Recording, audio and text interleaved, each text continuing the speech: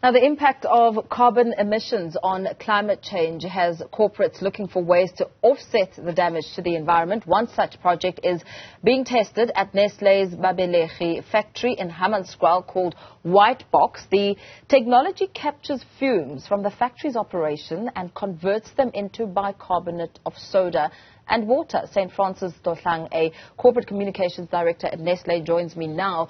Very good afternoon to you. What a fascinating project. There are numerous conversations being held about climate change and what it looks like, especially for emerging economies such as South Africa.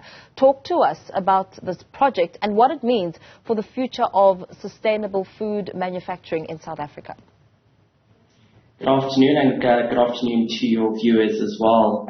So Project Infrasalence is really an industry-first project where we're really piloting new technology. We've now proven that technology, and we're quite excited at what we've been able to achieve. So this really forms part of the broader Nestle Re-Sustainability Initiative, which is anchored by three key pillars. Rethink, where we're rethinking our business and our business models. Reduce, where we're looking to reduce the impact on the environment.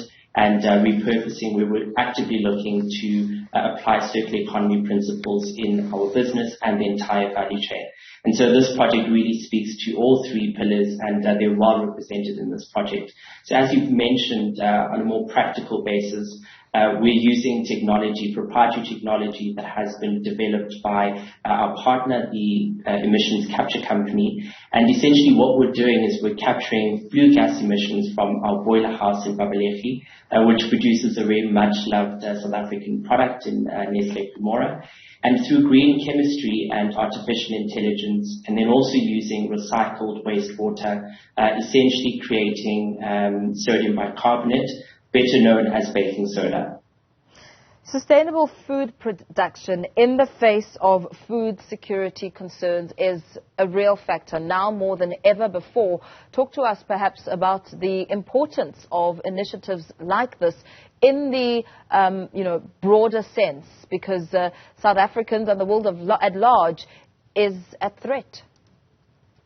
Absolutely, you are indeed quite correct, and I think what this project really signals, and this is really the direction that the whole world needs to move towards, is moving away from linear economies to more circular economies. And so practically what that means is that we need to find ways in which we are, rethinking what waste is. Waste as an input into a new process or production process. And so when we look at the future of manufacturing, there's no doubt that innovation and technology will play a key and fundamental role. So with this project, what we are able to do is really address some key environmental issues. So first and foremost, the impact on the environment through climate and the emissions that many different technologies that perhaps aren't fit for purpose for the environment in which we are currently operating in. So that's one, being part of the solution in terms of climate change. It is but part of the solution. There are many different interventions that are required. But when it then comes to food security or the lack thereof, food insecurity, climate and food security are, inextricably linked, and so you cannot divorce climate and interventions where we're looking to really make a very drastic positive change on the way in which we approach the climate crisis that we're currently facing. And so, we see this first and foremost really being quite key in the struggle around the climate crisis. But we also think in the future that this will play a fundamental role on how we're safeguarding food and the raw materials that are so fundamental in the entire food systems value chain. We've seen the impact of climate change, certainly in the past few days, over what's happening in Europe and the heat wave that's hit the US and Europe, and of course the split in leadership decision on the topic of climate change. We also saw the aggression of the impact of climate change here at home in KwaZulu-Natal, the April deadly floods. How then do members of society begin to embrace the language of sustainability in meaningful ways in day-to-day life? I think that's a very important discussion that I think we don't really socialize or have often enough. Corporate is really trying to lead the way in terms of demonstrating and showcasing that the circular economy really and truthfully is the future. And so when we use very elaborate words like circular economy, we definitely leave civil society and members of our society behind. But I think it's about framing the discussion in a different way. When we talk about KZN, that's very real and lived impact, very close to home for many of us. And so, key is education. So we have to be using projects such as these to demonstrate that it is possible. And so what does this mean for the surrounding environment and the community of Babelegi and Hammanskraal? And therefore extend it to encourage members of society within their own homes to find those opportunities for really truly embracing a circular economy. And perhaps one factor could be the language and the understanding around repurposing waste outputs and how that can be incorporated into day-to-day households.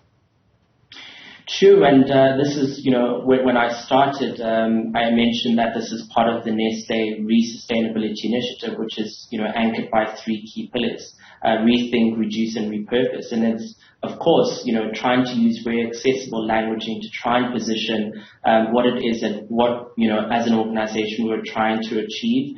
But at the same time also encouraging people and, other stakeholders that are part of our entire value chain to rethink, not only, we rethink our business, but rethink the way in which they approach the environment and their own practices, reduce the impact that they have, and find opportunities to repurpose. And repurposing certainly in African societies is nothing new.